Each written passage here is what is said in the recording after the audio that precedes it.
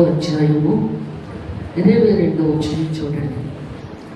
యెహోవా కృపగలవాడు, ఆయన వాత్సల్యత ఎడతెగక నిలిచినది కనుక మనం నిర్మూలం కాకుండా మనం ప్రార్థన చేస్తాం. పరిశుద్ధం ఉన్నవర్షరు వందరబడ్డవారు శూరుతులు ఉంటారయ్యా. దేవానికి స్తోత్రం నాయన, దేవానికి స్తోత్రం తండ్రి. పరిశుద్ధాత్మదేవా, ఇక్కడే సంచరిస్తున్నావు ప్రభా, ఎక్కడే సంచరిస్తున్నావు, మా మధ్యలోనే ఉన్నావు తండ్రి. మాట్లాడించుకుంది నువ్వే కానీ నేను కాదు, నీ దోచమోచు ప్రతి ఒక్కరి ధ్యానం నీకు అంగీకారంగా ఉండేలా చేయమని, ప్రతి బిడ్డతో నువ్వే మాట్లాడమని త్వరలోషం తండ్రి. ఆమేన్. Thank you Jesus. పరిశుద్ధాత్మదేవా, నీకే వందనాలు తండ్రి. ఆమేన్. పరిశుద్ధాత్మదేవుడు ఏమని మాట్లాడుచుకున్నాడంటే, దేవాది దేవుడు, సర్వాధికారుడు, సృష్టికర్త, సర్వోన్నత దేవుడు అయిన వాక్యమే దేవుడు, దేవుడే వాక్యము. వాక్యము రెండంచులు గల ఖడ్గం, కీళ్ళలోంచి ఉరుగులోంచి బయటకు లాగేస్తుంది. అలాంటి వాక్యము మనం ఎంతవరకు చదువుతున్నాం, ఎంతవరకు ధ్యానిస్తున్నాం, ఎంతవరకు స్తుతిస్తున్నాం, ఎంతవరకు ఆరాధిస్తున్నాం, ఎంతవరకు కన్నీటితో ప్రార్థన చేస్తున్నాం, ఎంతవరకు కన్నీటితో కూర్చాడుతున్నాం. అందుకే దేవుడు మాట్లాడుతున్నాడు ఇక్కడ. ఎంతవరకు దేవుడితో కలిసి జీవిస్తున్నాడు ఇక్కడ. అదే దేవుడు ఇక్కడ మాట్లాడుతున్నాడు. ఇక్కడ ఒక ధనవంతుడు ప్రభు దగ్గరికి వచ్చి మాట్లాడుతున్నాడు. అయ్యా, మరి నిత్యరాజ్యంలో ప్రవేశించాలంటే ఏం చేయాలి ప్రభు అని అడిగాడు. పరలోక రాజ్యంలో ప్రవేశించాలంటే ఏం చేయాలని అడుగుతున్నాడు. అక్కడ ఈ డబ్బు తీసుకుని నాకు ఎలాగైనా పరలోక రాజ్యానికి వెళ్ళేటట్లు ఏర్పాటు చేయండి ప్రభు అని అడుగుతున్నాడు. అన్నీ కూడా డబ్బుతో కొనలేము. అందుకంటున్నాడు, మనం అనుకుంటామేమో అన్నీ కూడా డబ్బుతోటి కొనలేము, దేవునితోటే కొనాలి ఏదైనా సరే.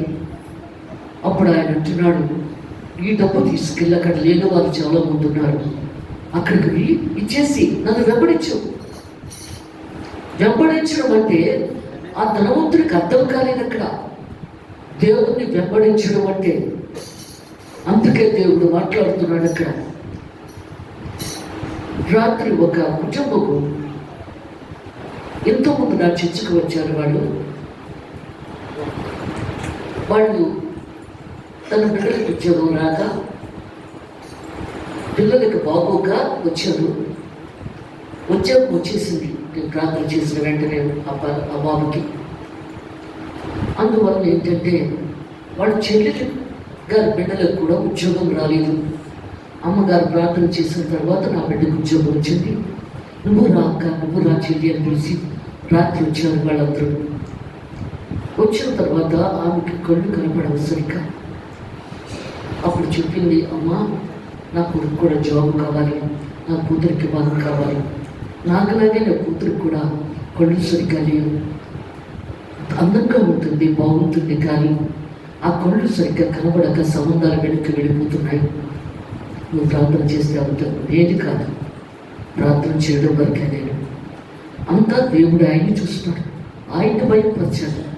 నేను ప్రార్థన చేయడం వరకే అని చెప్పిన తర్వాత అప్పుడు చెప్పింది, నేను ఒక హిందూ ఆయన్ని మ్యారేజ్ చేసుకున్నాను, నేను ఒకదాన్నే మారాను, కానీ నా కుటుంబం ఎవరు మారలేదు. ఇప్పుడు నా బిడ్డ కూడా హిందూ అబ్బాయిని చేసుకుంటానంటుంది. ఎందుకు? నువ్వు తల్లివి కదా, నువ్వు దేవుడు నమ్ముకున్నావు కదా, నీ కూతురు దేవుడి గురించి చెప్పలేకపోయావా అన్నప్పుడు చెప్పిన వాళ్ళు వినిపించుకోవటం లేదు. అంటే నువ్వు ప్రార్థన చేయాలి కదా. ఎందుకంటే నిజమైన దేవుడిని తెలుసుకోకుండా అన్ని జనాంగంలోకి వెళతానంటే నీవు ఎలాగా అని చెప్పినప్పుడు దేవుడే చూసుకుంటాడండి అమ్మగారు అంటే అది కుదరదు. లెక్కప్ప చెప్పాలి. నువ్వు నీ బిడ్డ గురించి నువ్వు లెక్కప్ప చెప్పాలి అక్కడ. ఇప్పుడు నేను నీకు చెప్పకపోతే నేను లెక్కప్ప చెప్పవలసి ఉంటుంది అక్కడ దేవుడి దగ్గర. అందుకే నేను కఠినంగా మాట్లాడుతున్నాను. ఇప్పటికైనా నీ బిడ్డకు చెప్తే మంచిగా ఉంటుంది. ఎందుకంటే జీవం గల దేవుడిని తెలుసుకోకుండా అలా ఉండడం మంచిది కాదు కదా. నువ్వు ఎలాగా ఇంద్ర జీవులకు వెళ్ళిపోయావు, నీ బిడ్డలు కూడా అలా వెళ్ళిపోకూడదు కదా అని చెప్పు అన్నప్పుడు బాధపడుతుంది. బాధపడదు, నేను ప్రార్థన చేస్తాను, అంతా మంచిగా జరుగుతుంది. అందుకే దేవుడు మాట్లాడుతున్నాడు ఇక్కడ. ఒక్కొక్కరికి ఒక్కొక్క సమస్య. ఎందుకంటే ఇక్కడ జాబ్ వచ్చింది ఆ బిడ్డకి. నేను ప్రార్థన చేయగానే తన కుమార్తెకి అనారోగ్యం, బలహీనత, రక్తస్రావంతో ఉన్న స్త్రీ దేవుడు చెప్పింది అక్కడ. ఎందుకంటే కొన్ని సంవత్సరాల నుంచి వేదన అనుభవిస్తుంది. ఆ దినము జనసమూహం మీద పడిపోతున్నారు ప్రభువు మీద, అందులో ఈవిడ కూడా ఉంది. అప్పుడు అనుకుంది, ప్రభు చెంప ముట్టుకుంటాను నాకు స్వస్థ అయిపోతుంది. ఎందుకంటే నమ్మకంతో ముట్టుకుందా చెంపు, స్వస్థ అయిపోయింది. కానీ దేవుడు ఊరుకోలేదు కదా అక్కడ. నన్ను ఎవరో తాకారు అంటున్నాడు దేవుడు అక్కడ. పేతురు అంటున్నాడు, ఎవరో తాకడం ఏంటి ప్రభా, అతను చేపలు పట్టే జల్లరు, దేవుని విలువేంటో తెలియలేదు అతనికి. ఆ పేతురుకి ఎవరో తాకడం ఏంటి, అందరూ నీ మీదే పుడుతున్నారు కదా ఉన్నప్పుడు. లేదు, నాలోంచి ప్రభావం పవర్, యేసు నామములో బలం ఉంది, యేసు మాటలో శక్తి ఉంది, యేసు మాటలో ప్రభావంతో పవర్. ఆ పవర్ అలాంటిది. ఆ పవర్ ఉంటేనే నువ్వు వేదన చేయగలవు, నువ్వు సాధించగలవు ఏదైనా సరే. ఆ పవర్ లేకపోతే నువ్వేం చేయగలవు. అప్పుడు ఆమె గజగజ ఉడుకుపోతూ ప్రభు దగ్గరికి వచ్చి, ప్రభా చాలా సంవత్సరాల నుంచి నేను బాధ అనుభవిస్తున్నాను, ఈ దినము నీ చెన్ను ముట్టుకోగానే నాకు స్వస్థ అయిపోయిందండి. అమ్మా నీ విశ్వాసమే నేను స్వస్థపరిచింది, నువ్వు సమాధానం వెళ్తానని వెళ్ళన్నాడు. ఆ మాట అక్కడ తెలియాలి, దేవుడికి తెలియాలి, ఆవిడకి తెలియాలి, అక్కడ ఉన్న వారికి తెలియాలి. అది సాక్ష్యం. అందుకని దేవుడిని పిలిచాడు అక్కడ. ఇక్కడ కూడా ఆమెకు కూడా అలాగే బాధ అనిపిస్తున్నారు కూతురు. అమ్మగారు ఏం చేయమంటారు అన్నప్పుడు నాకు ఫోన్ చేసి ప్రార్థన చేయించుకోండి కూతురు, చేయించుకో, ఫోన్ చేయమను, నేను ప్రార్థన చేస్తాను, దేవుడు స్వస్థ చేస్తాడు, మంచిదని. అదే ఇక్కడ ధనవంతుడు మాట్లాడుతున్నాడు ఇక్కడ. ఎందుకంటే డబ్బుతో కొనేద్దాం అనుకుంటున్నాడు పరలోక రాజ్యం. నువ్వు కొనలేవు. పరలోక రాజ్యం సౌకబారి కాదు. నువ్వు కన్నీటితోటి నీ మనసంతా విప్పి ఆయన సన్నిధిలో నువ్వు తప్పులు ఒప్పుకొని దేవుని సభ్యులు కన్నీటి కంచె ఉంచునే పరలోక రాజ్యానికి వెళ్ళగలవు. లేకపోతే నువ్వు వెళ్ళవు, నీకెంత డబ్బు ఉన్నా సరే. అందుకే దేవుడు మాట్లాడుతున్న ఏకలోకంలోని ఆ డబ్బు ఫలితం పరలోకానికి లేదు. అక్కడ నీ మనస్సుతోటే ఉంది. అక్కడ నీ పశ్చాత్తాపంతో విరుడు హృదయం నాకు కావాలి, కానీ నీ బుర్రలా పొందుతున్నాడు. కన్నీటి ప్రపంచమోచ్చే దేవుడైనా గర్వము అహంకారము దేవుడికి ఇష్టం ఉండదు. నువ్వెంత తగ్గించుకుంటే అంత హెచ్చింపబడతావు. తగ్గించుకోవాలి క్రైస్తవ జీవితం అంటే. అందుకే దేవుడు మాట్లాడుతున్నాడు ఇక్కడ. ఒకరి దగ్గరలో తగ్గించుకుంటే మాత్రంలో అక్కడేం ప్రాబ్లం లేదు. అక్కడ అందుకంటున్నాడు కదా, సమూయేలు వెళ్ళి యెషయా కుమారుడిని అభిషేకం చేయమన్నాడు దేవుడు. ఇక్కడ ఎవరిని చెప్పలేదు అక్కడ దేవుడు. ఆ పెద్ద కొడుకు తల మీద నూనె పోసి అభిషేకం చేసేస్తుంటే ఆ అన్నాడు దేవుడు. ఇక్కడ ఎవరు చేసేస్తావు, ఎవరికి చేస్తావు? పై అందాన్ని చూస్తున్నావు, పై రూపాన్ని చూస్తున్నావు. నాకు అది అక్కర్లేదు. మనస్సు అందంగా ఉండాలి, మనస్సు అందంగా ఉండాలి, అది నాకు కావాలి. నలుపుదైనా తెలుపుదైనా అందంగా ఉండాలి మనసు. పై రూపం మనుషులు కానీ దేవుడికి హృదయాంతరంగంలో అందము కావాలి. ఇక్కడ అదే చెప్తున్నాడు. ఇక్కడ నువ్వు వెళ్ళి ఆ డబ్బు మూట అక్కడికి ఇచ్చేసి, నేను వాడికి ఇచ్చి నన్ను వెంబడించు. మొక్కలు చీకరించుకొని దేవుడు అన్న మాటకి ఇది లేకుండా వెళ్ళిపోతున్నాడు. శిష్యులు అడుగుతున్నారు, ఎందుకలా బాధపడుతున్నాడంటే సూది విద్యంలో ఉంటే దొరక సులభము, కానీ ధనవంతుడు పరలోక రాజ్యంలో ప్రవేశించిన అసంభవం. మరి ఎవరు ప్రవేశిస్తారు ప్రభా అన్నప్పుడు ఒక చిన్న బిడ్డని మధ్యలో నిలబెట్టి, ఈ చిన్న బిడ్డ హృదయం ఎలా ఉండదు అలాంటి హృదయం నువ్వు కలిగి ఉన్న రోజుని నువ్వు పరలోక రాజ్యంలో ప్రవేశిస్తావు. ఆ మోమకి ఏమీ తెలియదు కదా, అది దానికి ఏంటో తెలియదు. మరి అలాంటి మనసు నీకు ఉన్నదా?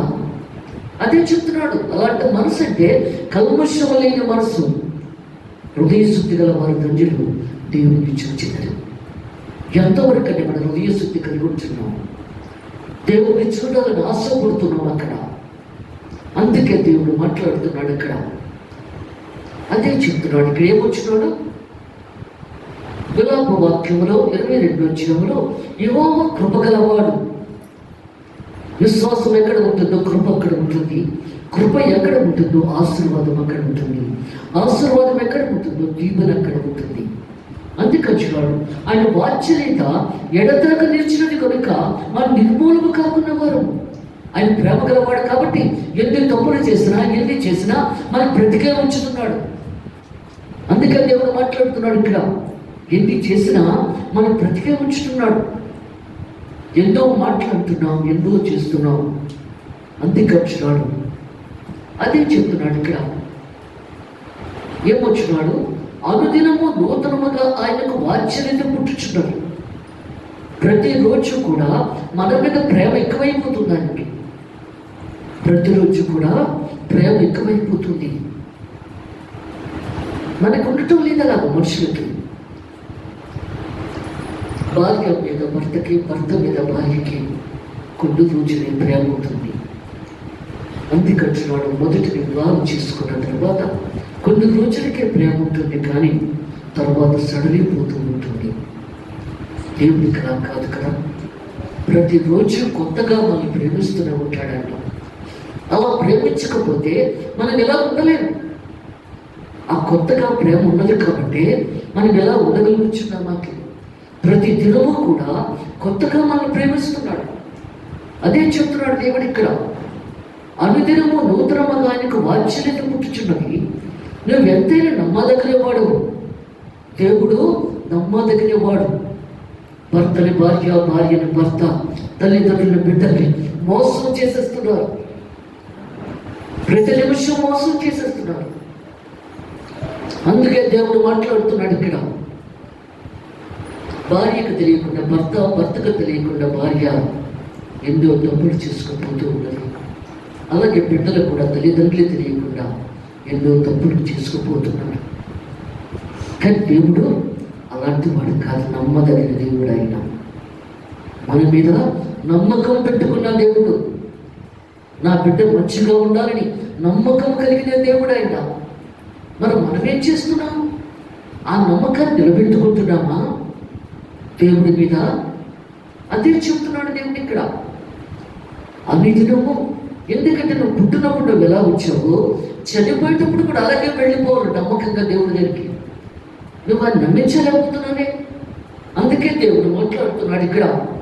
అదే చెప్తున్నాడు, ఆయన యందు నేను నమ్మిక ఇచ్చుకొనిచున్నాను, తాను ఆశ్రయించే వారి అట్లా యెహోవా దయాళుడు. ఎవరైతే దేవుల్లో ఉంటారో ఆయన దయాళుడు, ప్రేమ చూపెడతాడు ఆయన. అందుకే దేవుడు చెప్తున్నాడు ఇక్కడ, ప్రతి నిమిషం మోసమే, ఎక్కడ చూసినా మోసమే, ఎక్కడ చూసినా దగే. మన క్రీస్తు స్వరూపంలో మార్చబడిన వారము. క్రైస్తవ జీవితం ఒక పూలబాట కాదు, ముళ్ళ కంచెలు, రాడు రప్పలు దాటి వెళ్ళాలి.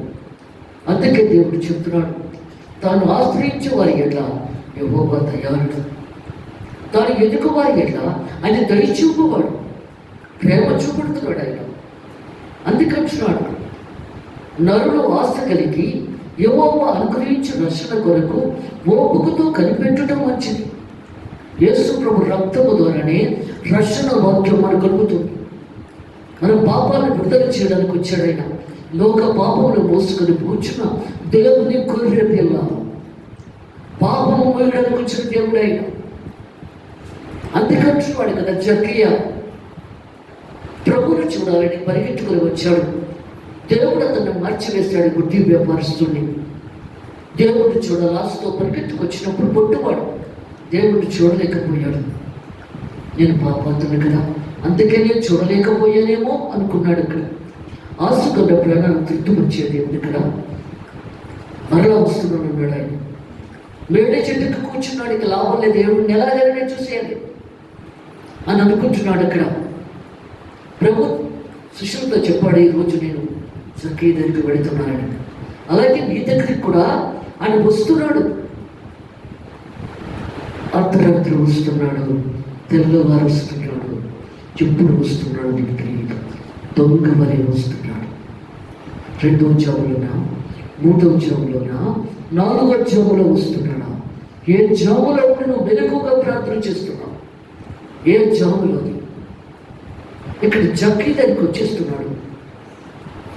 వేడి చెట్టు మీద కూర్చొని ఆలోచిస్తున్నాడు, ఈ త్రోవలో వస్తాడా దేవుడు, ఆ త్రోవలో వస్తాడా అని ఆలోచిస్తున్నప్పుడు కిందకు వచ్చేసాడు దేవుడు. అప్పుడే దిగిరావయ్యా జక్కయ్య అన్నాడు.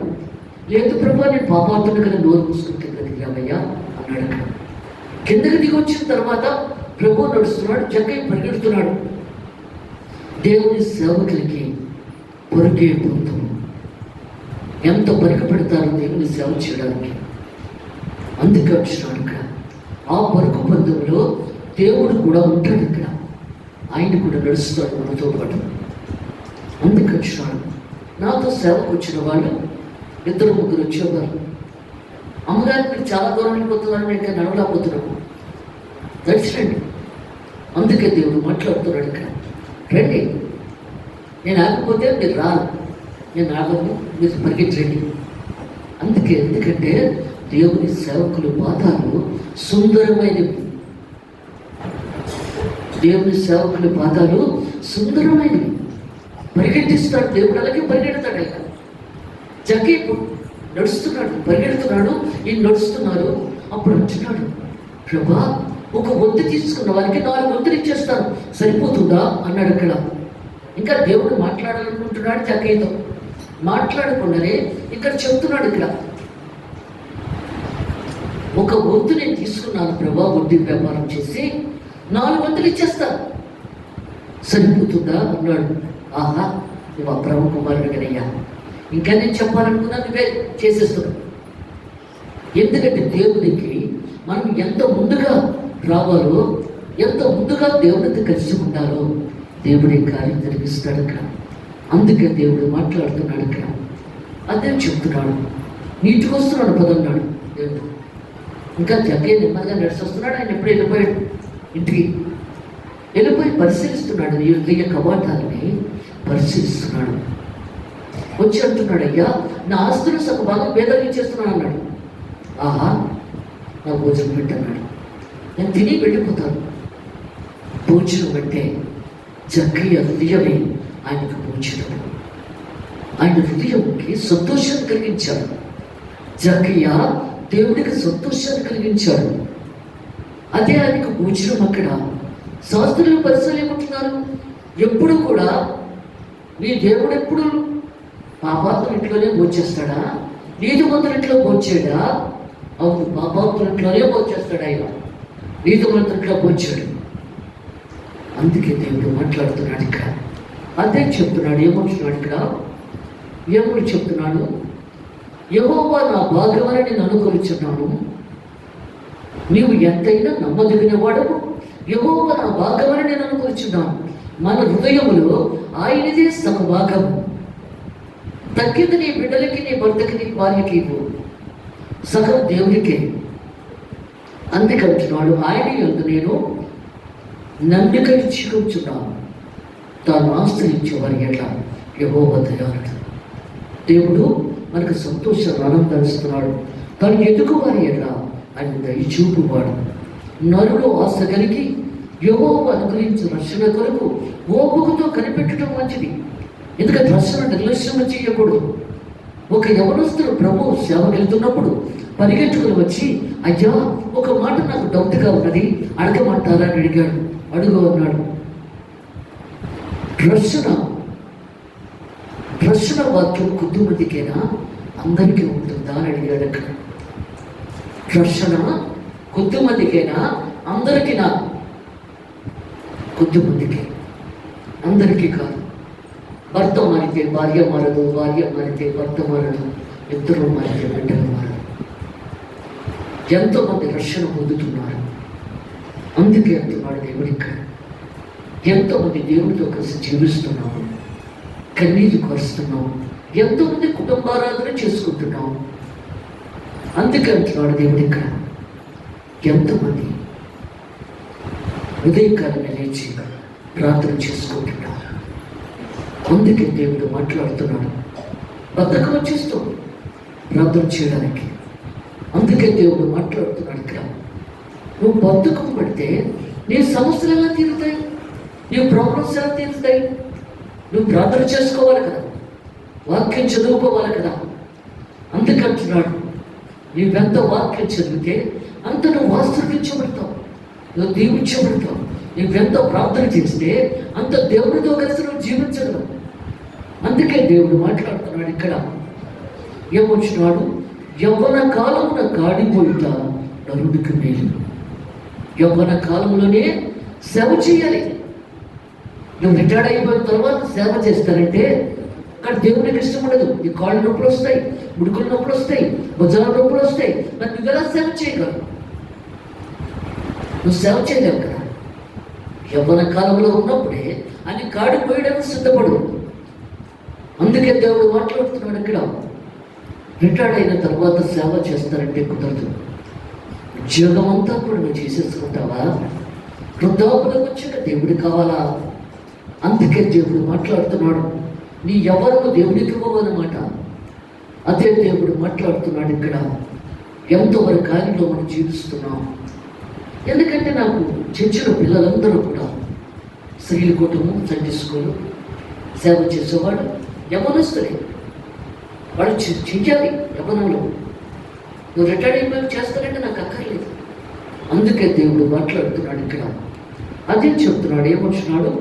అతని మీద దాన్ని మోపినవాడు ఎక్కువయ్యే. దేవుడే మోపుతాడట మీ సేవ చేయడానికి.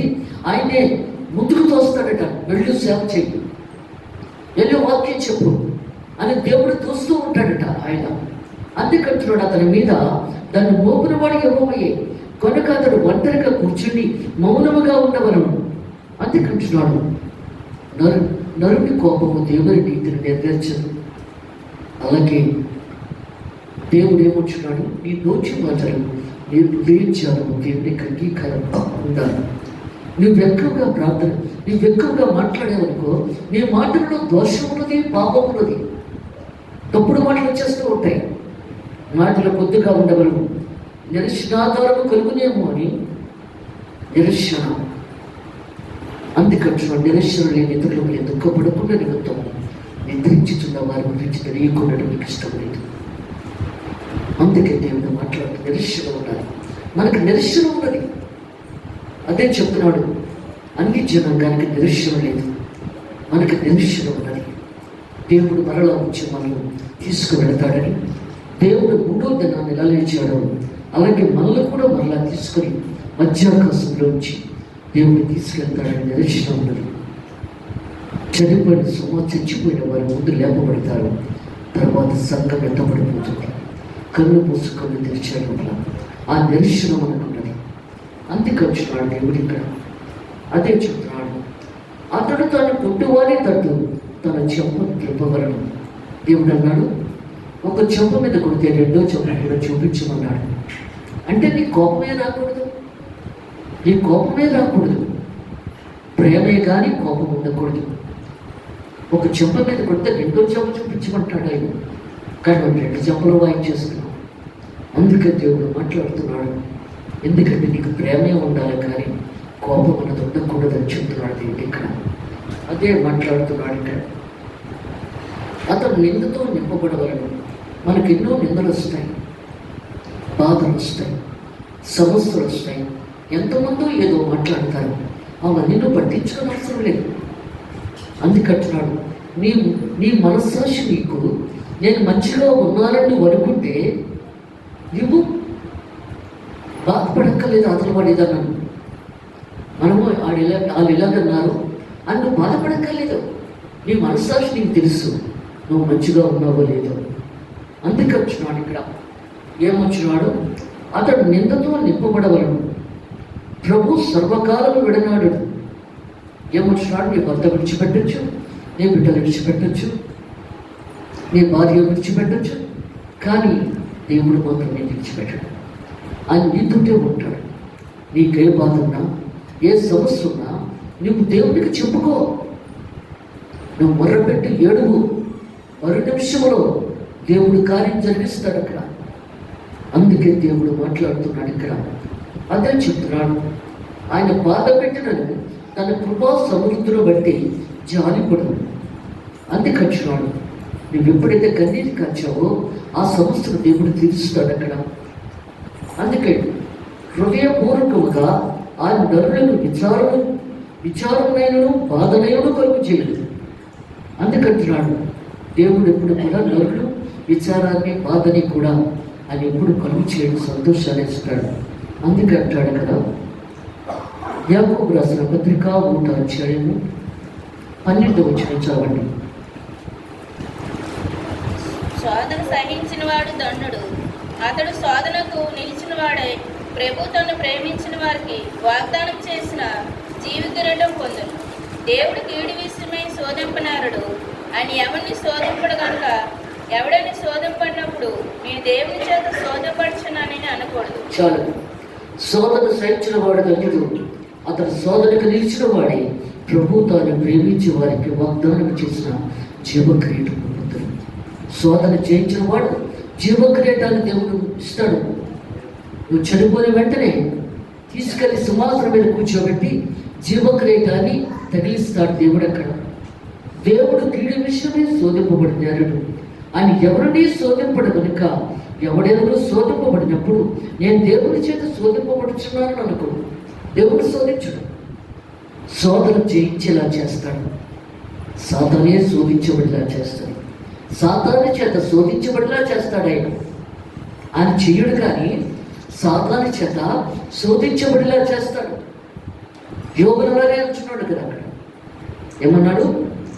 ఎల్లో యోగు బిడ్డలతోటి ఆస్తుపాస్తులతోటి తొలుతూగుతున్నాడు కాబట్టే నీవు నీ ప్రార్థన ఆయన అంగీకరిస్తున్నాడని చెబుతున్నావు కదా. అందుకు అవన్నీ తీసేయన్నాడు. అప్పుడన్నా ప్రార్థన చేస్తాడు, లేదు నువ్వు చూద్దాం నేను చూద్దాం, మానేస్తాడేమో చూద్దాం అని సాతాను చెప్పాడు. అక్కడ వీడు తీసేయాలి. ఇల్లు కూలిపోయి 12 మంది బిడ్డలు చచ్చిపోయారు. అందుకంటున్నాడు దేవుడు ఇక్కడ. ఎందుకంటే ఆస్తుపాస్తులన్నీ కాలిపోయి బూడిద పాలైపోయింది. అప్పుడు అంటున్నాడు, చూడు ప్రార్థన చేస్తాడా లేదు. ఎందుకంటే ప్రార్థన చేస్తే నేను జయించినట్టు, ప్రార్థన చేయకపోతే నువ్వు జయించినట్టు అని దేవుడు సాతానుతో చెప్తున్నాడు. నువ్వు అంటున్నావు కదా ప్రార్థన చేయడం, అన్నీ తీసేస్తాడు కదా, ఏమీ లేదా ఆయనకి. అప్పుడు బూడిదలో దొరుకుతూ ప్రార్థిస్తున్నాడు దేవుడు. నీవు కూడా కష్టానికైనా సుఖానికైనా దేవుడితో నీవు కలిసి ఉండాలి. సుఖం వచ్చిందని సంతోషపడ్డు, కష్టం వచ్చిందని దేవుడిని వదిలేయడం అది చేయకూడదు. అది చేసిన రోజున దేవుడిని నువ్వు మోసం చేసినట్లు లెక్క. అక్కడ ప్రార్థన చేస్తున్నాడు, బూడిదలో దొరుకుతూ గోలు పట్ట కట్టుకొని, తండ్రి ఈ లోకంలోకి వచ్చినప్పుడు నువ్వు ఈ లోకంలోకి వచ్చిన తర్వాత, ఎందుకంటే ఈ లోకంలో నేను పుట్టినప్పుడు నేను ఇలా వచ్చాను, చనిపోయినప్పుడు కూడా నీ శక్తులు అలాగే వస్తాను, కానీ నాకు భార్య బిడ్డని నీవే ఇచ్చావు. అందుకంటున్నాడు ఎందుకు ఎవడు వాడు చనిపోయినా నాకు నీకే భయంకరం కాక, వాడితో నాకు సంబంధం లేదు, నీవే ఇచ్చావు, నీవే తీసుకున్నావు, నీకే భయంకరుడు కాక. అది నీవే ఇచ్చావు. ఎందుకంటే ఈ లోకంలోనే సంబంధం, భార్య బిడ్డల సంబంధం. నువ్వు చనిపోయిన తర్వాత ఆ సంబంధం ఉండదు నీకు. అందుకే అంటున్నాడు, నీవే ఇచ్చావు, నీవే తీసుకున్నావు, నీకేమైనా కలుగుదా. అపవాది గోరీల పెట్టి చూస్తుంది. ఏంటి ఎలా ప్రార్థన చేశాడు అనుకుంటా. 4 రోజులు అయిపోయింది. అప్పుడు మళ్ళీ వెళ్ళింది. నా యోగుని చూసి ఎవరు అడిగాడు దేవుడు ఇక్కడ, నీ యోగుకేమి చక్కని ఆరోగ్యం చక్కన ఆరోగ్యం తీసేయి, అయితే నువ్వే తీసే అన్నాడు. తన దగ్గర నీ చనికాళ్ళ వరకు భయంకరమైన దురదలు పెట్టించారు. ఎలాంటి జబ్బు అయినా పర్వాలేదు, కానీ దురదలు మాత్రం భయంకరం. ఆ జబ్బు ఎవరికి రాకూడదు. దురదలు క్యాన్సర్ కూడా ఉంటుంది. అందుకే దేవుడు మాట్లాడుతున్నాడు. అయ్యగారు ఫ్రెండ్ ఆయన, మన ముందు ఆయనకి క్యాన్సర్, దురదల క్యాన్సర్ వచ్చేసింది. తట్టుకోలేకపోయాడు ఆయన. దొర్లి వచ్చేవాడు ఆయన. ఎందుకంటే ఏ జబ్బు అయినా పర్వాలేదు, కానీ అది మాత్రం భయంకరం. అప్పుడు నేను కూడా వెళ్ళి ప్రార్థన చేశాను. ఆ బాధ తట్టుకోలేకపోతున్నాడు పాపం ఆయన. ఎన్నిసార్లు దేవుడు నమ్ముకోమని చెప్పాము. అయ్యగారు నేను కూడా వాడిని. ఆఖరికి దేవుడు వచ్చాడు నాలో ఉండి, ఆయన ఇంటి ముందు నుంచి వెళుతున్నాను పిలుస్తాడేమో లోపలికి. మరి మీ ఇంటి ముందు నుంచి కూడా దేవుడు వచ్చినప్పుడు నువ్వు పిలుస్తున్నావా లేదా? ఆయన నా రూపంలో వచ్చాడు. ఆయన ఇంటి ముందు నుంచి వెళ్ళిపోతున్నారు. భార్యాభర్తలు ఇద్దరు కూడా అలా చూస్తున్నారు గేటు దగ్గర నుంచి, కానీ లోపలికి రా అని చెప్పలేదు. ఎందుకు నా రూపంలో వచ్చాడు ఆయన? నేను వాళ్ళకి తెలుసు కాబట్టి, నేను తెలుసు కాబట్టి నా రూపంలో వచ్చాడు ఆయన. పిలుస్తారేమో లోపలికి, పిలవలేదు. చూస్తున్నారు కానీ ఆ ఆఖరి గేటు నుంచి బయటకు వచ్చేసాడు. నువ్వు కూడా అలాగే చేస్తున్నావు, చూసుకో. అందుకే దేవుడు మాట్లాడుతున్నాడు అక్కడ, అదే చెబుతున్నాడు అక్కడ. ఏమొచ్చినాడు?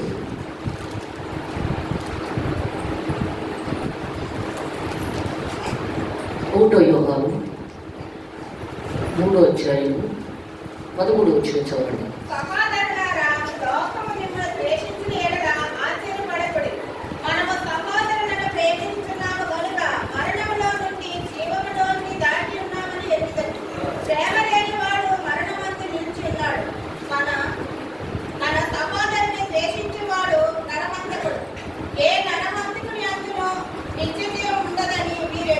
చాలు.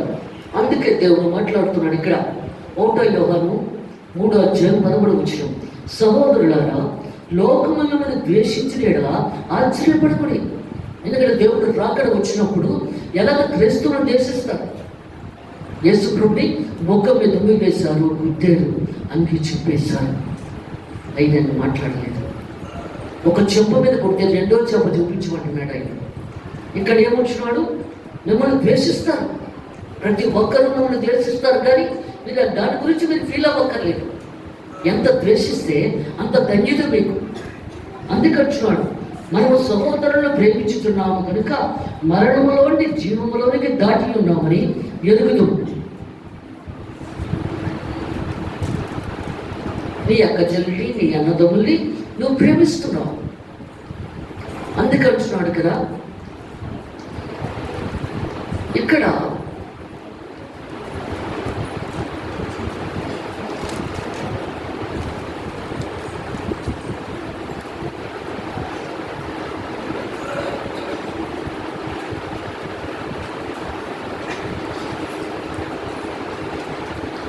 యాకోబు రాసిన పత్రిక 2వ అధ్యాయము 23వ వచనం చదవండి. కాబట్టి అబ్రహాము దేవుని నమ్మెను, అది అతనికి నీతిగా ఎంచబడెను అని లేఖనము నెరవేర్చబడెను. మరియు దేవుని స్నేహితులని అతనికి పేరు కలిగింది. మనుషుడు విశ్వాసం మూలమున మాత్రము కాక క్రియల మూలమున నీతిమంతులని ఎంచబడినని మీరు దీని వలన గ్రహించారు. అటువలనే రాహాబను వేసి కూడా దూతలను చేర్చుకొని వేరొక మార్గంగా వారికి వెలుపలికి పంపివేసినప్పుడు క్రియల మూలముగా నీతిమంతురాలని ఎంచబడింది కదా. చాలు. ఎందుకంటే ఇక్కడ దేవుడు మాట్లాడుతున్నాడు. ఇక్కడ అక్క చెల్లిని, అన్నదమ్ముల్ని ప్రేమించాలి. అదే దేవుడు చెప్తున్నాడు ఇక్కడ. ఏమని చెప్తున్నాడు ఇక్కడ? మనము సహోదరులను ప్రేమించుతున్నాము కనుక మరణములో నుండి జీవములోనికి దాటి ఉన్నాము నిర్మితం. ఆయన ఎప్పుడైతే ప్రేమిస్తున్నామో మరణములోంచి జీవములోనికి దాటి ఉన్నాము. కొంతమంది అక్క చెల్లెలు, అన్నదమ్ములు అయినా సరే పడదు, ప్రేమ ఉండదు. అందుకే దేవుడు మాట్లాడుతున్నాడు, ఆ ప్రేమ ఉండాలని చెప్తున్నాడు. అప్పుడు మరణంలోంచి జీవంలోనికి దాటి పెడతావు. అదే దేవుడు చెప్తున్నాడు. రాబోకుని వేసి ఉన్నది అక్కడికి యెహోషువ ఎదుకోగోడ మొదలుగొట్టడానికి ఆ ఊరిలోని వాళ్ళు చేయిస్తున్నారో మనము చేస్తున్నామో అడగమన్నాడు. 2 రాజు బట్టలు పంపించాడు. అర్ధరాత్రి వెళ్ళి తరుపుకుంటారు. రాబోకుని వేసి ఇంటి తలుపు వచ్చి లోపలికి రమ్మని పిలిచి, ఈ రాత్రి మీద వచ్చారేంటి?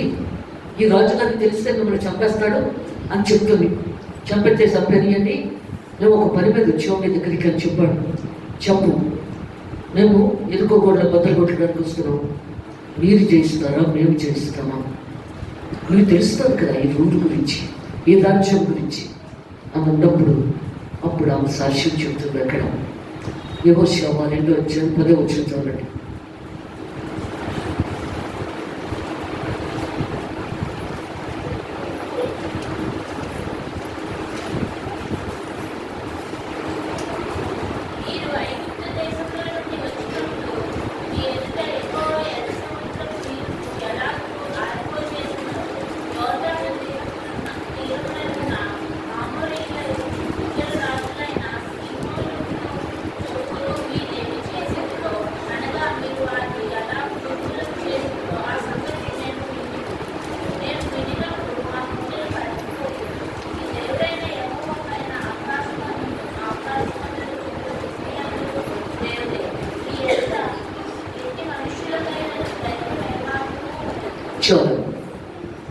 దేవుడు ఏమని మాట్లాడుతున్నాడు ఇక్కడ?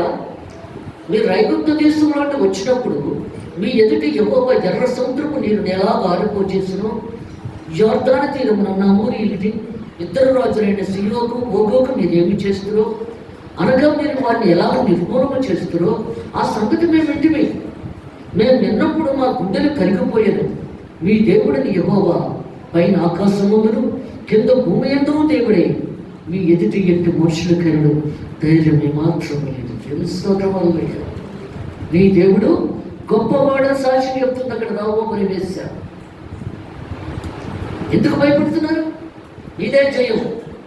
మన దేవుడు మన పక్షాన ఉండగా దేవునికి మనకి తెలియదు. అందుకే దేవుడు మాట్లాడుతున్నాడు ఇక్కడ. జీవాధిపతుల దేవుడు, సర్వాధికారుడు, సృష్టికర్త, సర్వోన్నతుల దేవుడు అయినా. అందుకే దేవుడు మాట్లాడుతున్నాడు ఇక్కడ. జయం ఉంది, అపజయం ఉన్నది లేదు. అప్పుడు అంటుంది, రాజభట్లు వచ్చేస్తున్నారు చెప్పి విద్య మీద ఆశిస్తుంది వెళ్ళి, వాళ్ళు ఎప్పుడూ వెళ్ళిపోయారు అని చెప్పి వాళ్ళు పంపించేసిన తర్వాత వాళ్ళ కింద దించి, మరి నేను ఎంత ఉపకారం చేశాను కదా, నాకేం చేస్తున్నారు అని అడిగింది అక్కడ. నీకేది కావాలి అడుగు అన్నారు వాళ్ళు. నేను యుద్ధానికి వచ్చినప్పుడు నా అక్క చెల్లెలు కానీ తల్లిదండ్రులు కానీ నా అన్నదమ్ములు కానీ చంపడానికి వీలేదు. చూస్తారు ఏంటి అడిగిందో ఇక్కడ వాక్యంలో. దేవుడు ఏమంటున్నాడు? నీ అక్క చెల్లెల్ని నీ అన్నదమ్ములు ఎంతో ప్రేమిస్తున్నావు. అందుకే దేవుడు మాట్లాడుతున్నాడు ఇక్కడ. అలాగే ఇంటి మీద ఎర్రచండ కట్టు దాటి వెళ్ళిపోతామన్నారు. ఎరుపుకు చిరునవ్వు చేస్తుంటాం, అది రక్తమే. అందుకంటున్నాడు ఇక్కడ. అదే చెప్తున్నాడు 1 యోహాను 3:13 తన సహోదరుని ద్వేషించేవాడు నరహాంతకుడు, తన అన్నదమ్ముని ద్వేషించేవాడు వాడు నరహాంతకుడు. ఏ నరహాంతకుని యందు నిత్య జీవం ఉండదని మీరు ఎరుగుదరు. ఆయన మన నిమిత్తము తన ప్రాణము పెట్టను. యేసు ప్రభు తన ప్రాణాలను మనకు పెట్టాడు. అలాగే అన్నదమ్ముల అక్కచెల్లెలు కూడా మనకు ప్రాణాలు పెడతాడు. అందుకే దేవుడు మాట్లాడుతున్నాడు ఇక్కడ, ప్రాణం పెట్టాలి. సర్వశక్తిమంతుడు, సర్వోన్నతుడు దేవుడు ఆయన. మా పెద్దమ్మాయి కూడా అలాగే, పెద్దోడికి నాకు బాగోలేనప్పుడు కూడా తన ఫ్యామిలీ అంతా జాబ్ మానేసి ఇక్కడే ఉండేవారు నా దగ్గరే. అన్నీ కూడా మంచిగా చేసి, మా పెద్ద బాబు కూడా బాగోలేనప్పుడు తనే ఆ రోజు కారులో రావడానికి కూడా ఏడుస్తూ వస్తుంది, బాగోలేదే. చిన్న కారు పెద్ద కారు కూడా ఆ డ్రైవర్కి సరిగ్గా మా మనవడు ఏం చేయలేము. చీకట్లో రాత్రి 12 గంటలకి. ఎందుకంటే సహాయం చేయాలి అక్క చెల్లెలకి, అన్నదమ్ములకు కూడా కష్టంలో ఉన్నప్పుడు. అలాగే సునీత, సుహాసిని గారు అందరూ కూడా వాళ్ళందరికీ ఏది కష్టం ఉన్నా, ప్రతి సంఘానికి కష్టం ఉన్నా వాళ్ళు గవాలు వస్తారు. ఆ ప్రేమ దేవుడు ఇస్తాడు అక్కడ. ఆ ప్రేమ లేకపోతే ఈ లోకంలో బ్రతకలేము, జీవించలేము. అందుకే దేవుడు మాట్లాడుతున్నాడు అక్కడ. చింతని కూడా నాకు బాగోలేనప్పుడు పరిగెత్తుకొని వస్తుంది, అమ్మగారు బాగాలేక నీరసంగా ఉందా ఏంటంటే అని చెప్పి. అందుకే దేవుడు మాట్లాడుతున్నాడు. ఆ ప్రేమ ప్రతి ఒక్కరికి ఉండాలి. అదే చెప్తున్నాడు దేవుడు ఇక్కడ. ఏమంటున్నాడు? నరహాంతకుడు, ఏ నరహాంతకుని యందును నిత్య జీవం ఉండదని మీరు ఎరుగుదరు. అందుకే వచ్చినాడు. మా చిన్నోడికి ఆర్తో ఆపరేషన్ జరుగుతున్నప్పుడు అప్పుడు మా పాపే తన పెద్దది వచ్చి డాక్టర్తో మాట్లాడి, దేవుడు చెప్తున్నాడు త్వరగా నువ్వు ఆపరేషన్ చేయించకపోతే ప్రమాదం వస్తుందని చెప్పి తనే వచ్చి డాక్టర్తో మాట్లాడి మంచిగా అందరూ కూడా అన్నదమ్ములతో అక్కదలతో చెప్పి అందరం కలిసి ఆపరేషన్ చేయించాం తనకి. ఎందుకంటే ఆ ప్రేమ కంపల్సరీగా ఉండాలి అక్కడ. 3సారి ఆపరేషన్ జరిగింది, 2సారి సీరియస్ అయిపోయింది. ఒక ట్యాబ్లెట్ వేసుకోలేకపోయాడు, అన్నీ క్లోజ్ అయిపోయాయి. మళ్ళా ఆపరేషన్ అయిపోయిందంతా కూడా మళ్ళీ క్లోజ్ అయిపోయింది. డాక్టర్ గారు అన్నారు, తోమనే చనిపోవాలి, మీ దేవుడు గొప్పవాడండి, బ్రతికిచ్చాడని. మళ్ళీ ఆపరేషన్ చేసేటప్పుడు మించుకుపోయాడు డాక్టర్, చాలా ఇదైపోయాడు. అందుకే దేవుడు మాట్లాడుతున్నాడు. ఎందుకంటే దేవుడు అన్నదమ్ముల గురించి, అక్క చెల్లెల గురించి, ఒక కుటుంబం గురించి మాట్లాడుతున్నాడు దేవుడికి. తన సహోదరుని ద్వేషించేవాడు నరహాంతకుడు. ఏ నరహాంతకుని యందును నిత్య జీవం ఉండదని నేను ఎరుగుతాను. ఆయన మన నిమిత్తము తన ప్రాణము పెట్టిన కనుక దీని వలన ప్రేమ ఎట్టిదని తెలుసుకుని చిన్నాము. అందుకే దేవుడు మాట్లాడుతున్నాడు ఇక్కడ. చర్చిలో కూడా ప్రతి ఒక్కరూ ప్రార్థన చేస్తున్నారు. బాగోలేని వారు సంతోషం గురించి కూడా అందరూ కూడా, స్త్రీల కూటం అందరూ కూడా ప్రత్యేకంగా ప్రార్థన చేస్తున్నారు. అలాగే మాత ద్వారా కనకమ్మ గురించి కూడా తన సమస్య గురించి స్త్రీల కూటంలో అందరూ ప్రార్థన చేయగా మీకు మంచి జరిగింది. రాత్రి కూడా వచ్చింది నా దగ్గరికి తను. ఎందుకంటే పిల్లలందరికీ ప్రేమ, నా చర్చిలో ఉన్న ప్రతి ఒక్కరికి కూడా ప్రేమ ఉన్నది. ప్రార్థన ద్వారా నా సంఘం ప్రార్థన చేస్తే చాలు సంఖ్యలు విడిపోతాయి. ఎలాంటివైనా జబ్బులైనా ఎలాంటి ప్రాబ్లం అయినా దేవుడు తీర్చేస్తాడు. ఇక్కడ అదే ఉంటున్నాడు. ఇక్కడ ఏమొచ్చున్నాడు, మనము కూడా సహోదరుల నిమిత్తం మన ప్రాణములను పెట్టి బద్దులమై ఉన్నాము.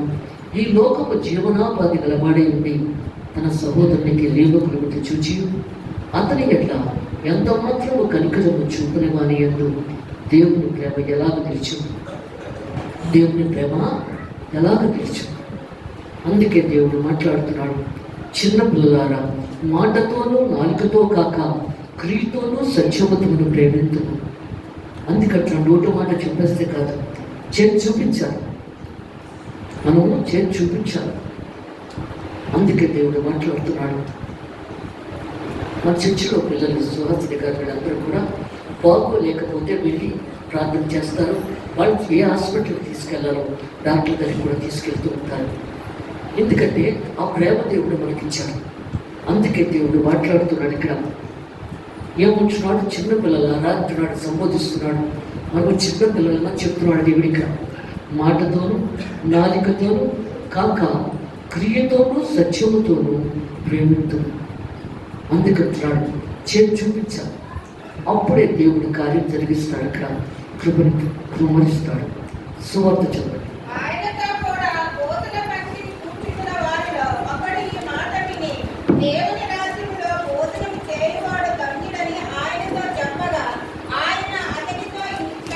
చాలు చాలు. ఇక్కడ ఏమన్నాడో మాట మళ్ళీ చదవమా, వాటి నుంచి. ఆయనతో కూడా భోజన పంక్తిలో కూర్చుంచిన వారిలో ఒకడు ఈ మాట విని దేవుని రాజ్యంలో భోజనం చేయవాడు ధన్యుడని ఆయనతో చెప్పగా. చాలు.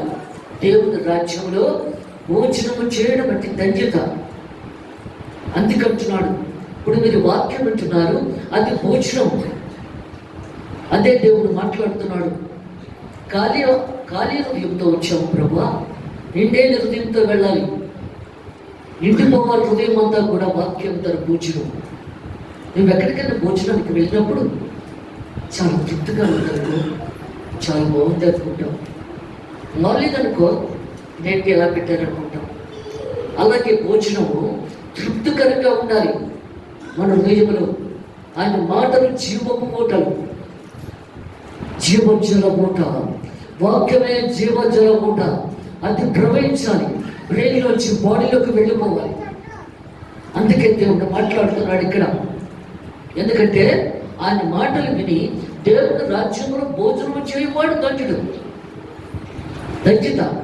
ఇక్కడ భోజనము లేని వారి పరిస్థితి ఏమిటి ఇక్కడ మాట్లాడుతున్నాడు దేవుడు. ఇక్కడ ఎంతమంది అలా ఉన్నామో ఇక్కడ దేవుడు చెప్తున్నాడు ఈ వాక్యంలో. అందుకే ఏమంటున్నాడు, ఆయన అతనితో ఇట్లను ఒక మనుషుడు గొప్ప విందు చేయించి అనేకులను పిలిచాడు. విందు కాలం ముందు విందు అయిపోయింది, భోజనం పిలిచేస్తున్నాడు ఆయన, వచ్చి రండి భోజేద్దామని.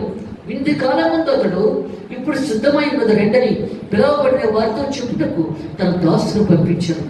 వింది భోజనం రెడీ అయిపోయింది, వచ్చి కూర్చొని భోజనం వడ్డిస్తామంటున్నారు. వెళ్ళి పిలుచుకున్నా మరి పర్వాడు పంపించాడు అక్కడ ఆ ధనవంతుడు. అప్పుడు తిరగడానికి వెళ్ళినప్పుడు సాకులు చెప్తున్నారు. అందుకే దేవుడు మాట్లాడుతున్నాడు ఇక్కడ. ఏమని సాకులు చెప్తున్నాడు ఇక్కడ? అయితే వారందరూ ఏక మనస్సుతో నెప్పబడి చెప్పసాగలి. మొదటి వాడు, నేను ఒక పొలముని కొనియన్నాను, అవసరముగా వెళ్ళి దాన్ని చూడగలను. మరి నువ్వు కూడా చెప్తావు కదా, ఇవాళ ఆదివారం చర్చికి వెళ్ళాలంటే పర్వాలేదు, ఇవాళ పెళ్లికి వెళ్ళాలి. ముందు పెళ్లికి చూసుకున్నాం వాక్యం మటుకి, వచ్చే ఆదివారం మళ్ళా వినొచ్చు వాక్యం. అందుకంటున్నాడు ఆయన అందరితో ఇట్లా, ఒక మనుషుడు గొప్ప విందు చేయించి అనేకలను పిలిచాను. విందు కాలం ముందు అతడు ఇప్పుడు సిద్ధమైనది రెండని పిలువబడిన వారితో చెప్పుటకు తన దాసును పంపాను. అయితే వారందరూ ఏక మనసుతో నెపములు చెప్పసాగరి. ఎందుకంటే దేవుని దగ్గరికి రావడానికి నెపములు చెప్తూ ఉన్నాం. ఇప్పుడు శ్రీలంకోటానికి కూడా ఎక్కువ మంది రావటం లేదు. ఎందుకంటే నెపాలు చెబుతున్నారు, ఇక్కడికి వెళ్ళాలి, అక్కడికి వెళ్ళాలి, ఈ పని ఉంది, ఆ పని ఉంది. అందుకే దేవుడు మాట్లాడుతున్నాడు ఇక్కడ. ఎందుకంటే నష్టము దేవుడికి కాదు, మనము నష్టపోతాం అక్కడ. అందుకంటున్నాడు ఇక్కడ. మొదటి వాటిని నేను ఒక పొలమును కొని ఉన్నాను, అవసరంగా వెళ్ళి దాన్ని చూడగలను. నన్ను క్షమించవల్ల నిన్ను వేడుకొచ్చున్నాను, సారీ ఏమనుకోవద్దు. మరియు కూడా నేను 5 జతల ఇంట్లో కొని ఉన్నాను, వాటిని పరిశుభ్ర వెళ్ళుచున్నాను. నన్ను క్షమించవల్ల వేడుకొచ్చున్నాను. 3వ వాడు, నేను ఒక స్త్రీని వివాహం చేసుకున్నాను, అందుచేత నేను రాలేను. నేను పెళ్లి చేసుకున్నాను, నేను రాలేను. ఎంత ఖచ్చితంగా చెప్తున్నారో చూడండి అక్కడ. ఎందుకంటే మన మనసులో ఏమున్నదో దేవుడు వాక్యం ద్వారా ఇక్కడ బయలుపరుస్తున్నాడు. ఏ విధముగా మన నెపములు చెప్పి అబద్ధాలాడి చర్చకు రావడం మానేస్తామో దేవుడి దగ్గరికి రాకుండా అదే చెప్తున్నాడు దేవుడు ఇక్కడ. అప్పుడు దాసుడు తిరిగి వచ్చి ఈ మాటలు తన యజమానికి తెలియజేయగా, ఇలా నెపములు చెప్తున్నారయ్యా, ఎలాగ ఏం చేద్దాం అన్న పనివాడు అడిగాడు అక్కడ. ఆ ఇంటి యజమానుడు కోపపడి, నువ్వు త్వరగా పట్టణపు వీధులలోనికి సందులలోనికి వెళ్ళి పేదలను, అంగహీనులను, గుడ్డివారిని ఇక్కడ తోడుకొని రమ్మని ఆ దాసులతో చెప్పను. వాళ్ళందరూ తీసుకొచ్చాయి, ఎక్కడెక్కడ వాళ్ళు కనబడిన అందరూ తీసుకొచ్చాయి. చాలా కోపం వచ్చేస్తుంది దేవుడికి, అక్కడికి చాలా బాధ కలుగుతుంది. నేను ఎంతో ఇంటి ఏర్పాటు చేసి పిలిస్తే ఒక్కరూ రావటం లేదని బాధ కలుగుతుంది అని. అందరూ పిలిచావయ్యా అన్నాడు. అంతటి దాసుడు, ప్రభువా నువ్వు ఆజ్ఞాపించినట్లే చేస్తున్నాయి, కానీ ఇంకా నువ్వు చోటు ఉందని చెప్పాడు. ఇంకా చోటు ఉంది. అందుకే దేవుడు మాట్లాడుతున్నాడు, మరి నువ్వు విశాల దారి గుండా పెడుతున్నావా, ఇరుకు మార్గం గుండా పెడుతున్నావా? అదే దేవుడు మాట్లాడుతున్నాడు ఇక్కడ. విశాల దారి, నడుగులు పడే దారి, అదే చెప్తున్నాడు దేవుడు ఇక్కడ. ఇంకా చోటు ఉంది. నరకానికి వెళ్ళి దారి చాలా చోటు ఉంది. ఇంకా చాలా మంది వచ్చేసారు, కానీ ఇంకా చోటు ఉంది. నీ మనసును బట్టి, నీ మనస్సాక్షిని బట్టి దేవుడు ఇక్కడ మాట్లాడుతున్నాడు. ఇక్కడ ఇంకా చోటు ఉందయ్యా. ఇరుకు మార్గము అక్కడ అక్కడ అక్కడ. దాని గుండా వెళ్ళాలంటే నువ్వు చాలా కష్టపడాలి, దాని గుండా వెళ్ళాలంటే. అందుకే దేవుడు మాట్లాడుతున్నాడు ఇక్కడ. అదే చెప్తున్నాడు. ఒక దర్శనము దేవుడు చూపించాడు నాకు ఒక రోజు. చర్చిలో అందరూ కూడా, అప్పుడు నేను వస్తువులు ఏమి తీయలేదు. అందరూ అడిగేవారు కొంతమంది, ఏమంటే తీయలేదు, మీరు దేవుడిని సమర్పించుకున్నారు కదా, దేవుడు ఎప్పుడు చెప్తే అప్పుడే తీసేద్దాంలేండి, కంగారేమీ లేదు అని చెప్పాను నేను. అప్పుడు వాళ్ళన్న తర్వాత దేవుడు దర్శనం చూపెడుతున్నాడు. మనుషులు దేవుని బిడ్డని ఎవరు అనడానికి వెళ్ళేది. అక్కడ పెద్ద గుడారం ఉన్నది. గుడారం నిండా బైబిళ్ళు ఉన్నాయి. యెహోవా దేవుడు కర్ర పట్టుకొని ఆ గుడారం చుట్టూ తిరుగుతున్నాడు ఆయన. అప్పుడు ఆయన ఏమన్నాడంటే, ఇగో 2 సంచులు ఉన్నాయి కదా, ఈ 2 సంచులన్నీ బైబిల్ సర్దేసి ఈ సందులోంచి పట్టుకెళ్ళిపోన్నాడు. అలాగే ప్రభు అని చెప్పి 2 సంచులు చాలా పెద్ద, చాలా బరువుగా ఉన్నాయి, బైబిల్ సర్దేసి ఆ సందులో మళ్ళీ మామిడి చెట్టు ఉంది, మాను ఆ సందులో నుంచి. ఇంకెలా వెళ్తాను నేను? అంటే నువ్వు దేవుని రాజ్యంలో అడుగు పెట్టాలంటే అంత కష్టం పెడితే కానీ నువ్వు వెళ్ళలేదు లోపలికి. దేవుడు అక్కడ చూపెడుతున్నాడు. ఆ సందులోనే మళ్ళీ మామిడి చెట్టు, మాను, అందులోంచి వెళ్ళాలి. ఒక సంచి బయటకు దొరికిస్తాడు. ఇక నేను వెళ్ళి ఆ సంచి బయటలో అవుతాను. కానీ సాతాను వచ్చేసింది. వచ్చి అంటే ఈ లోకంలో ఏ కోరికతో ఉంటున్నారో మనుషులు, అది అడుగుతుంది అక్కడ నన్ను. ఈ మనుషులు ఈ లోకంలో ఏ కోరికతో ఉంటారో అది అడుగుతుంది అక్కడ. నేను ఇవ్వను అన్నాను. ఎవరు పో బయటికి వెళ్ళాను, అది ఇస్తేనే కానీ నువ్వు బయటికి వెళ్ళలేవు అన్నది. నేను రాను కదా బయటికి, నేను ఇవ్వను కదా అని చెప్పి ఆ సంచి కూడా బయటకు లాగేసి వచ్చేసారు గుడారంలోకి. దేవుడికి తెలియదా? తెలుసు అది ఏం జరుగుతుంది అక్కడ. మరి నిన్ను కూడా అలాగే అడుగుతుందేమో సాతాను. మరి దానికి నువ్వు ఒప్పుకుంటున్నావా? దాని ఇష్టం వచ్చినట్టుగా నువ్వు ఒప్పుకుంటున్నావా? ఒప్పుకోకుండా బయటకు వచ్చేస్తున్నావా? ఎలా ఉన్నది పరిస్థితి? దేవుడి లోకంలో మనుషుల్ని ఏ విధముగా సాతాను పరిశీలిస్తుందో అదే చూపెడుతున్నాడు అక్కడ. దేవుడికి తెలియదా? అడుగుతున్నాడు, ఎందుకు వచ్చేసావమ్మా అని అడుగుతున్నాడు ఆయన. ఎందుకు రావడం ఏంటి? ఆ సాతాను అలా మాట్లాడుతుంది కదా, అందుకే వచ్చేసాడు. దాన్ని కళ్ళతో తరివేశాడు ఆయన. తరివేసిన ఎందుకు ఇలా జరిగింది? చర్చిలో కూర్చొని ప్రార్థించాడు. ఎందుకు ఇలా జరిగింది? ఎందుకు అడగాలి అది? అది దేవుడిని అడిగినప్పుడు నవ్వుతున్నాడు ఆయన. నీది తప్పలేదు కదా, అడగలేదు కదా అక్కడ, అది అడిగింది. అది కూడా ఎందుకు అడగాలి? అది చెప్పు. నీ అందము లోకానికి కనబడుతుంది, లోకం కావాలంటుంది.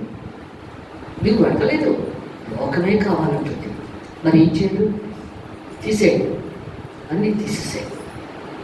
అందుకే దేవుడు మాట్లాడుతున్నాడు అక్కడ. ప్రతి నిమిషం దేవుడు మనతో మాట్లాడతాడు. అదే దేవుడు చెప్తున్నాడు ఇక్కడ. ఏమన్నాడు? అప్పుడు దాసుడు 21వ వచనం వచ్చి ఈ మాటలు తన యజమానికి తెలియజేయగా ఆ ఇంటి యజమానుడు కోపపడి, నువ్వు త్వరగా పట్టణం వీధుల్లోనికి సందుల్లోనికి వెళ్ళి బీదలను అంగహీనులను గుడ్డివారిని ఇక్కడ తీసి తోడుకొని రమ్మని ఆ దాసుడితో చెప్పాను. అంతటి దాసుడు, ప్రభువా నీ వాజ్ఞాపించినట్టు చేస్తే కానీ ఇంకా నువ్వు చోటున్నదని చెప్పాను. అందుకు యజమానుడు, నా ఇల్లు నిన్నట్లు నువ్వు రాజమార్గంలోనికి కంచెలలోనికి వెళ్ళి లోపలికి రాజమార్గంలోనికి కంచెలలోనికి వెళ్ళి లోపలికి వచ్చేటప్పుడు అక్కడ వారిని బలవంతం చేయు. బలవంతంగా మనం చెప్తాం కదా, బలవంతంగా దేవుడు నమ్ముకోండి, ఇలా జరుగుతుంది అలా జరుగుతుందని బలవంతంగా చెప్తాం కదా. ఎలాగైనా దేవుడి దగ్గరికి వస్తే మంచిగా అవుతుంది అని చెప్తాం కదా. నేను ఆవిడ వస్తే ఆవిడతో అలాగే మాట్లాడినప్పుడు ఆవిడ కొంచెం ఫీల్ అయింది. నేను అలా మాట్లాడినప్పటికీ అప్పుడు చెప్పాను, నేను లెక్కప్ప చెప్పాలి, నా దగ్గరికి వచ్చావు కదా, నేను చెప్పలేదనుకో దేవుడికి లెక్కప్ప చెప్పాలి, అందుకే చెప్పాను, ఫీల్ అవ్వకండి అని చెప్పాను. ఇక్కడ కూడా దేవుడు ఏమొచ్చినాడు, ఏమని చెప్తున్నాడు? అందుకు యజమానుడు, నా ఇల్లు నిండినట్లు నీవు రాజమార్గంలోనికి కంచెలలోనికి వెళ్ళి లోపలికి వచ్చినప్పుడు అక్కడ వారిని బలవంతం చేయము. జాలయనగా పిలువబడిన మనుషులలో ఒక్కడును నా విందు రుచి చూడడని మీతో చెప్పుచున్నాను. ఆఖరి మాట క్లియర్ చేశాడు దేవుడు ఇక్కడ. ఎంతోమంది దేవుడిని మనస్ఫూర్తిగా నమ్ముతున్నాము, అలాంటి వాళ్ళే దేవుడు తీసుకుంటాడు. ఇంతమందిని పిలిచాడు కదా ఇంటికి, వాళ్ళు ఎవ్వరు కూడా దేవుని విందు భోజనం తినరు. పిలిచాడు కానీ వాళ్ళు ఎవ్వరూ తినరు. దేవుని మనస్ఫూర్తిగా వీళ్ళు నమ్మలేదు కదా, అందుకు వీళ్ళెవరూ కూడా భోజనం తినరు. అదే చెప్పాడు. మొదట ఏమని చెప్పాడు? నీవు దేవుని భోజనం తినేవాడు ధన్యుడు అన్నాడు. ఇక్కడ ఆఖరి మాట ఏమన్నాడు? దేవుడు భోజనము తినరు, భోజనం తినరు. ఎంతోమంది అంటే దేవుని భోజనం తింటున్నాం, దేవుని భోజనం ప్రకారంగా నడుచుకుంటున్నాం. ఎంతోమంది ఆయన వాక్య ప్రకారం నడుచుకున్న వాళ్ళే దేవునిలో జీవించడానికి అవకాశం ఉంటుంది, లేకపోతే కష్టమైపోతుంది. అందువల్ల నీ పూర్ణ బలముతో, నీ పూర్ణ శక్తితో, నీ పూర్ణ వివేకంతో ప్రార్థన చేయండి. నామకార్థంగా ముక్కుబడిగా ప్రార్థన చేయకండి. వేషధారణ అంటే దేవుడికి ఇష్టం ఉంటుంది, అది గమనించండి. దేవుని పరిస్థితుల్లోకి నిలిచుకుంటాం.